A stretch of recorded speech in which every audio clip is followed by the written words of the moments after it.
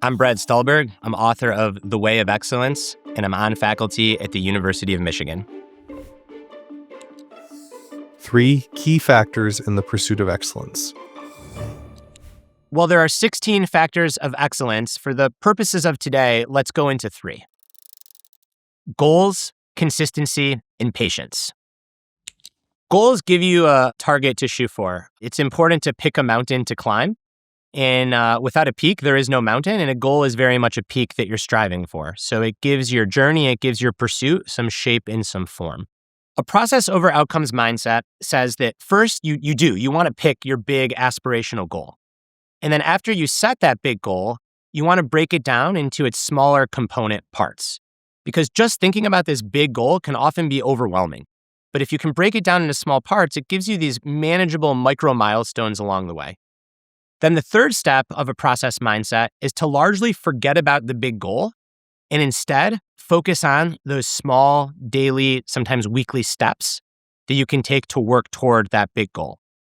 Now, the fourth part is if you catch yourself stressing out or worrying about the big goal ahead of you, use that as a cue to ask yourself, what could you be doing right now? How can you re-immerse yourself in the process? And fifth and finally, remember that occasionally, inevitably, you are going to fall off the path. And when you fall off the path, your job is simply to step back on.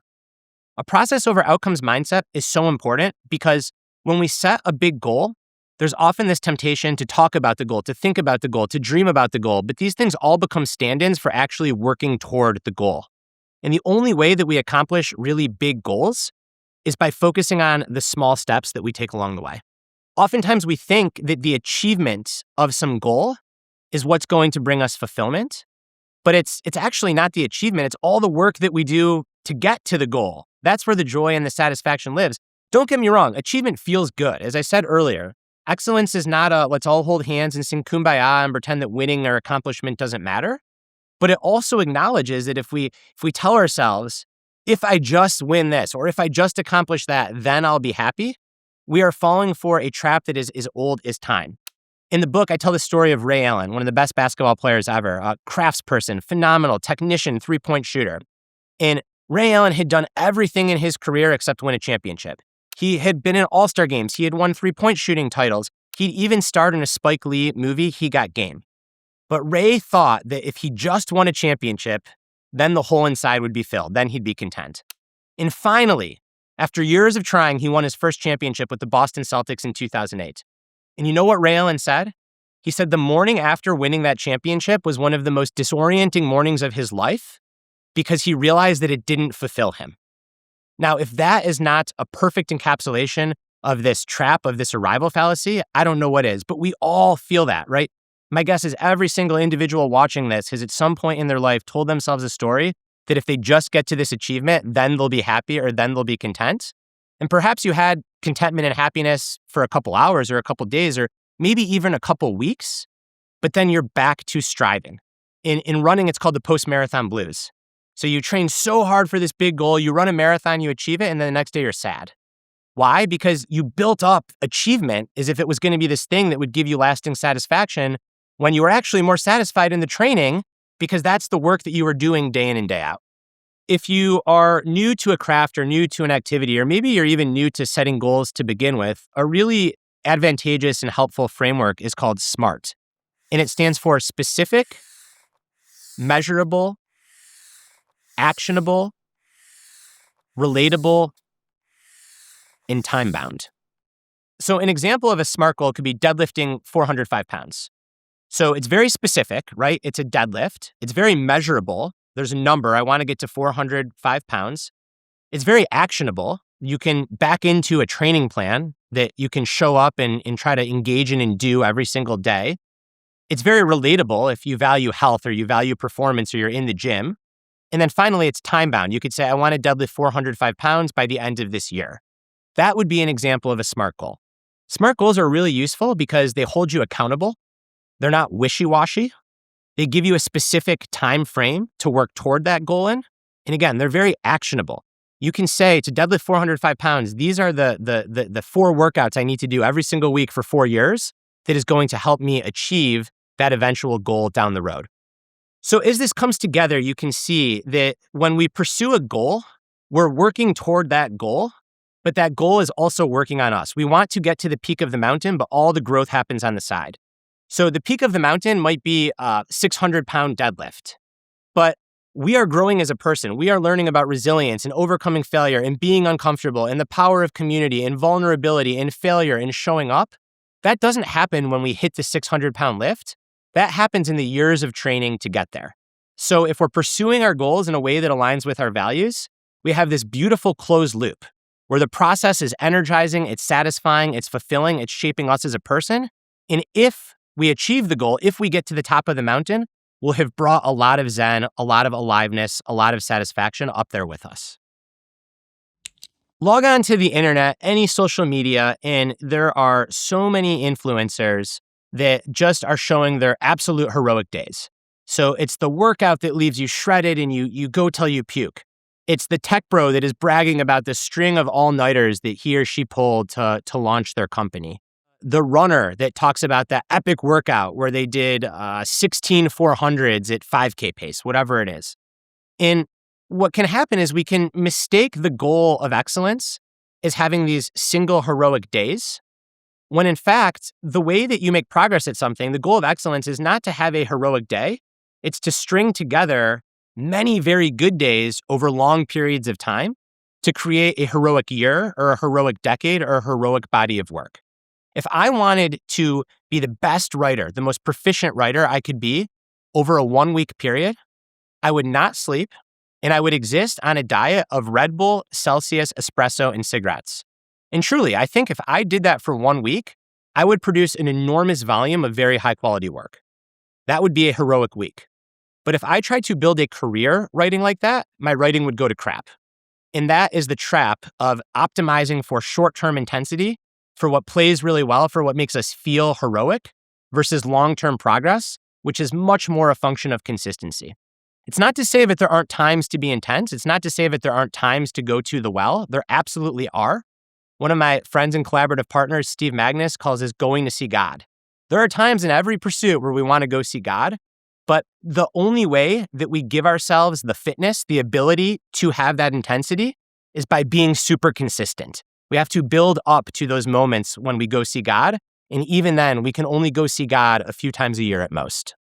There's this popular framework in personal development and in performance that is just get 1% better every day. And as a mindset, I really agree with it and I like it.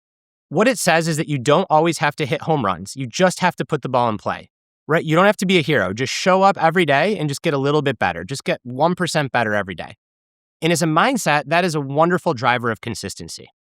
However, what often happens is that people start to take that a little bit too literally, and they expect that they'll actually get 1% better every day.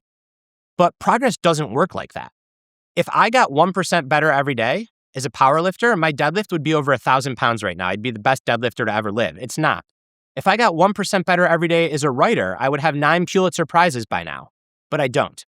So how progress actually works is when we're relatively new to something, we get more than 1% better every day. We get 100% better every day. Then we get 70% better, 50% better, 20% better, 10% better. And then we get to this phase where we're making these little incremental gains. We're getting 1% better every day. And that sense of concrete progress is so addictive. It's so motivating.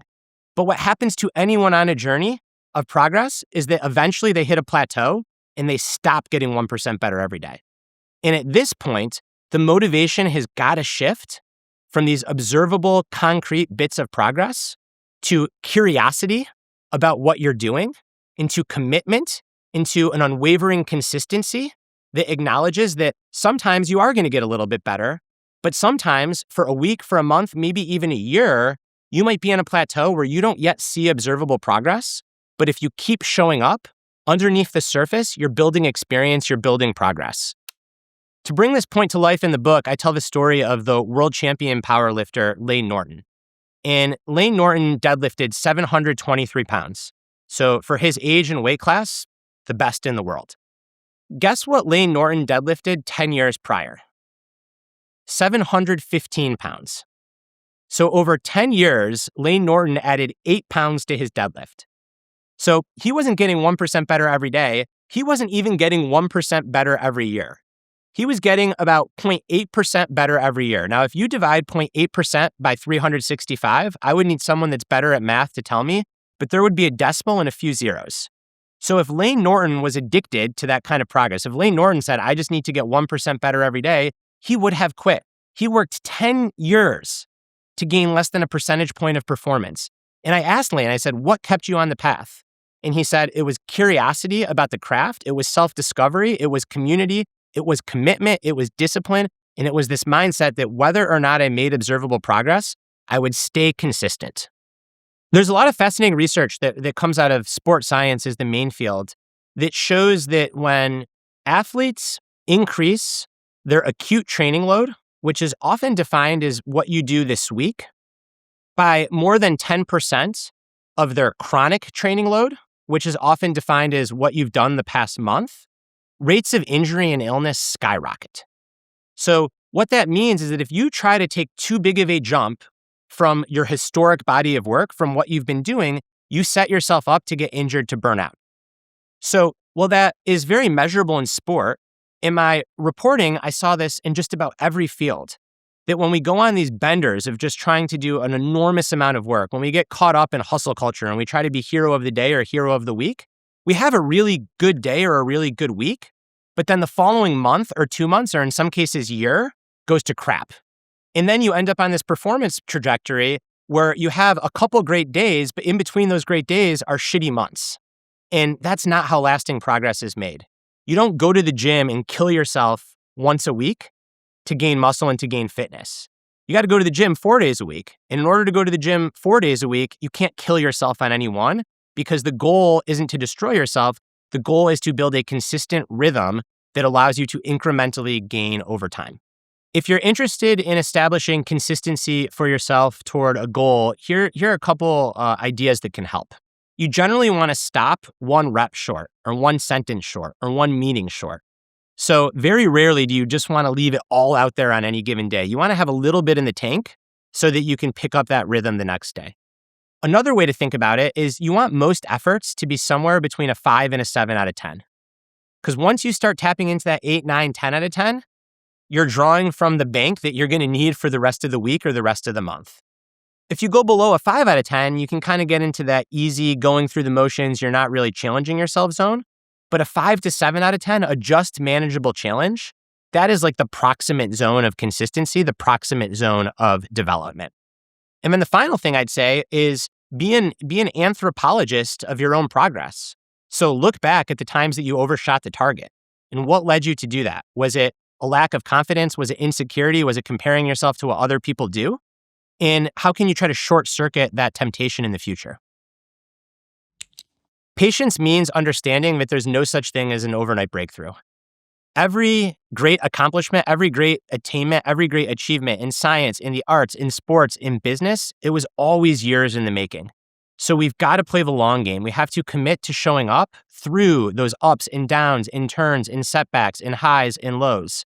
And we've got to zoom out and really give ourselves a chance to stay on the path over a long period of time and not rush our progress. Because when we rush our progress, we get in our own way. That's when we get injured, when we burn out. I think it's a very natural human inclination to want to rush. And I think that it's perpetuated by the modern world, which is very high velocity. Like everything moves fast. The news cycle moves fast. Entertainment moves fast. Our cars move fast. We communicate in microseconds with the click of a button. There's so much velocity in life. But the path of excellence, of making progress in a heartfelt pursuit, it's often a 9-inning game. It takes time. And you can't rush your way through a 9-inning game. And as badly as you might want to be in the bottom of the 7th, it could just be that you're in the top of the 3rd. When thinking about patience as an integral factor of excellence, it's really important to understand and expect plateaus. Plateaus are a feature because they're what happens when you stop getting 1% better every day. And in many ways, when you're on the plateau, that's when all the interesting stuff happens. When you can't predict progress, when it becomes nonlinear, when you really have to lean into discipline and you have to practice your values and find the rewards intrinsically because you're not getting that external validation and that external little dopamine hit of progress. Plateaus are also a feature Because generally speaking, before we have a breakthrough, we experience a plateau. So it's like pounding a stone. And the stone might crack on the 32nd pound, but the first 31 pounds, you're building tension. And even though you're not seeing the stone crack, tension is building in the stone. And when we work on goals, we're going to get to a point when we need to build that tension, when we're going to be on this plateau. And if we stick to our process, if we stay consistent, we give ourselves the best chance at eventually having the breakthrough. Micro objectives are so important in the pursuit of big goals because they keep you really present. So let's use the metaphor of a mountain again. If you're constantly looking at the peak of the mountain at the start of your climb, you might get really discouraged because it's quite far away. You might also trip and fall because you're not looking down, you're not climbing where your feet are. But if instead of looking at the peak of the mountain, you say, my goal for today is to gain 200 meters, 300 meters, whatever it might be in elevation, then instead of having to look all the way up at the peak of the mountain and be overwhelmed and potentially trip, you can just look up at the next section. And that is such a powerful focusing mechanism to keep you climbing where your feet are. And this is true on an actual mountain, but it's also true metaphorically. The other reason that micro objectives are really important is because they serve as a motivating force, right? If you view the mountain as just getting to the peak and the peak might take 4 months, it's really hard to sustain motivation. But if you give yourself some contrived little victories along the way, some milestones, you can feel that progress being made in route to the bigger goal. A profound example of this that's not a mountain climber, but another athlete comes from the bobsledder Callie Humphreys. Callie Humphreys is a 3-time gold medalist and a 5-time world champion. She's competed in 5 Olympics. So you can do the math. She's been atop this sport for 20 years. Just incredible longevity. And I asked Callie, I said, Callie, tell me about your goals. And she said, my goal is really simple. My goal is to win a gold medal every 4 years. And I joked, I said, simple doesn't mean easy. And then she said, here's how I go about this goal. I break that big goal of win a gold medal every 4 years down into 2x2 years. And the first 2 years is about building a base. And the second 2 years is about sharpening the edge of the sword. And then each of those 2-year increments gets broken down into 1 year. And each year has a specific training focus, a specific training objective. Each year gets broken down into quarters. Each quarter gets broken down into months. Each month gets broken down into weeks. And each week gets broken down into days. And every day, I just have to show up and execute my workout.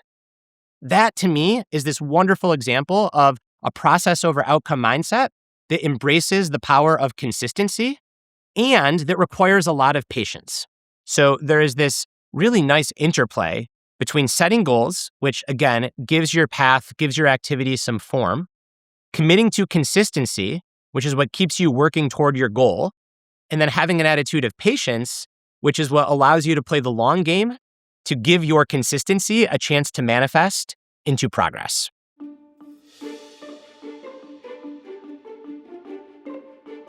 Want to support the channel? Join the Big Think members community where you get access to videos early, ad-free.